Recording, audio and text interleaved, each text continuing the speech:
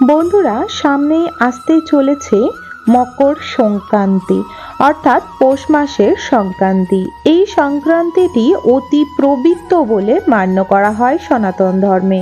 এই সংক্রান্তির দিন আপনি যা কাজ করবেন তার হাজার গুণ লাভবান আপনি পাবেন। তাই এই সংক্রান্তির দিনে উল্লেখ আছে গঙ্গা স্নান।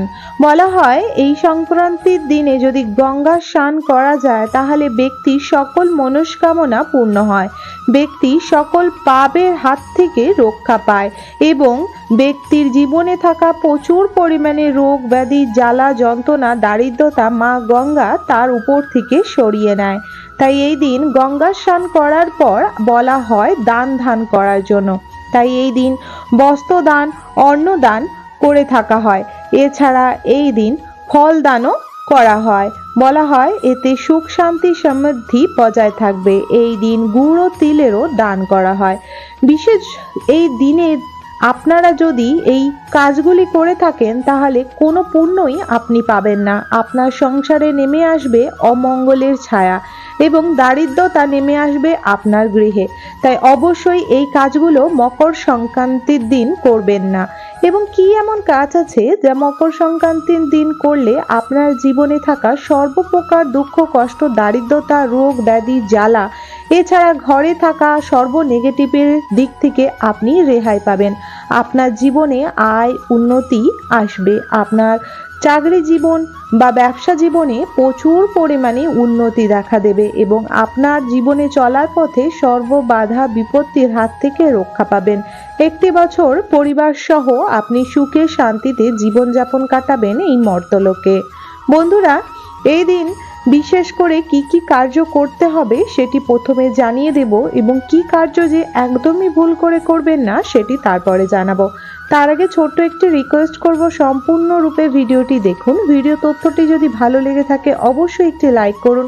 কমেন্ট বক্সে অবশ্যই জয় বাবা মহাদেবের জয় অবশ্যই লিখবেন বা হর হর মহাদেব লিখবেন। এতে মহাদেবের আশীর্বাদে আপনাদের জীবনে থাকা সর্বপ্রকার দুঃখ কষ্ট জ্বালা যন্ত্রণা ও রোগ ব্যাধির হাত থেকে রেহাই দেবে। বন্ধুরা, অবশ্যই চ্যানেলটিকে সাবস্ক্রাইব করে রাখুন আপকামিং পুজো পাঠ তন্ত্রকথা জ্যোতিষশাস্ত্র বাস্তু টিপস টোটকা ও উপায় দেখার জন্য। তো চলুন জেনে নেওয়া যাক মকর সংক্রান্তির দিন কি এমন কাজ আছে যা ভুলেও করা যাবে না এবং কি এমন কাজ আছে যা করলে জীবন হবে একদমই সুখের জোয়ারের মতো। তো চলুন জেনে নেওয়া যাক।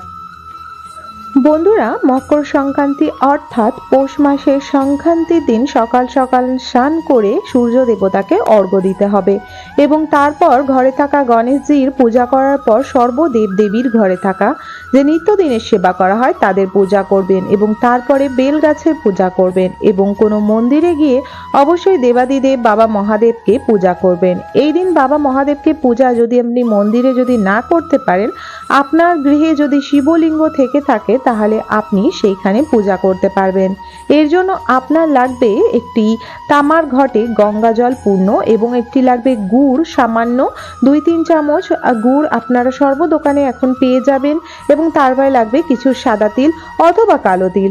ভালো করে এটা মাখিয়ে নিয়ে তার মধ্যে একটি 1 টাকার কয়েন রেখে এটি শিবের মাথায় প্রথমে জল অর্পণ করার পর আপনারা এটি ওনাকে অর্পণ করে দেবেন এবং তারপরে ওনাকে একটি আকন্দ ফুলের মালা অথবা আপনারা নীলকণ্ঠ ফুলের মালা অর্পণ করবেন এবং ধূপ দীপ জ্বালাবেন। এতে জীবনে থাকা সর্বপ্রকার রোগ ব্যাধির নাশ হবে, জীবন আয়োন্নতি হবে। এই দিন রান্নাঘরে ভুল করেও আপনারা কোনো প্রকার আমিষ রান্না করবেন না। বন্ধুরা, এই দিন ভুল করেও সারা দিন রাত শুয়ে বসে কাটাবেন না। এই দিন চেষ্টা করবে ঘরে যেন আলোপূর্ণ হয় এবং ঘরে যেন বিশেষ করে সূর্যের আলো আসে। এই দিন ঘরের দরজা জানলা বন্ধ করে শুয়ে থাকবেন না। এই দিন সকাল সকাল দরজা জানলা খুলবেন। এই দিন অতি পবিত্র বলে মান্য করা হয়। এদিন যদি ঘরে কোনো পশু পাখি এসে থাকে তাহলে তাদেরকে আপনারা তাজা কোনো অন্ন তাদেরকে দান করবেন খাওয়ার জন্য। বলা হয় বাসি বা পড়ে থাকা পচা গলা খাওয়ার এই দিন পশু পাখিকে খাওয়ালে জীবনে দুর্ভাগ্যের যে পরিণতি সেটি নেমে আসে। এই দিন জীবনে সাকসেস ও উন্নতি পাওয়ার জন্য অবশ্যই বেল গাছের গোড়ায় একটি ঘিয়ের প্রদীপ অর্পণ করবেন। এতে আপনার ঘরে সুখ সমৃদ্ধি বজায় থাকবে এবং সাথে আপনাদের জীবনে থাকা সর্বপ্রকার রোগ ব্যাধির হাত থেকে রক্ষা দেবেন স্বয়ং দেবাদিদেব মহাদেব। বন্ধুরা, এই দিন সকাল সকাল স্নান করায় আপনারা সূর্যকে অর্ঘ্য দেবেন।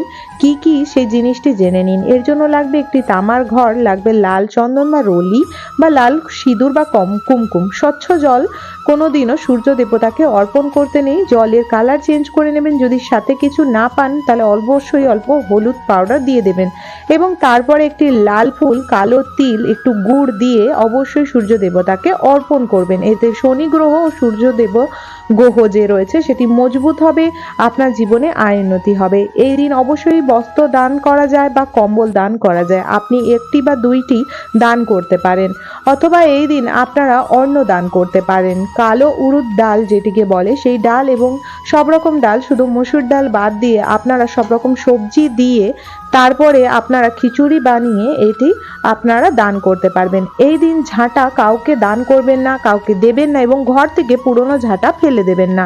বন্ধুরা, এই দিন কাউকে কোনোদিনও টাকা, ভিক্ষা হোক বা কোনো প্রকার কিছু হোক, এই দিন টাকা দেবেন না। এর বদলে আপনি অন্ন, ফল, বস্ত্র দান করতে পারেন। বন্ধুরা, এদিন পোড়া কিছু খাবেন না এবং লাল মসুরির ডাল খাবেন না। এদিন রুটি খাবেন না এবং আমিষ জাতীয় যেমন মাছ, মাংস, ডিম আহার একদমই নিষিদ্ধ। এই দিন অতি পবিত্র, অতি মঙ্গলময়। এই দিন ধনু রাশি থেকে মকর রাশিতে প্রবেশ করে সূর্যদেব। তাই এই দিনটি অতি মূল্যবান এক দিন, আর এই দিনে জীবনে সর্বসুখের প্রভাব নামে। কিন্তু এই দিনটিকে সঠিকভাবে পালন যে করবে তার জীবনেই সুখ শান্তি বিরাজমান থাকবে।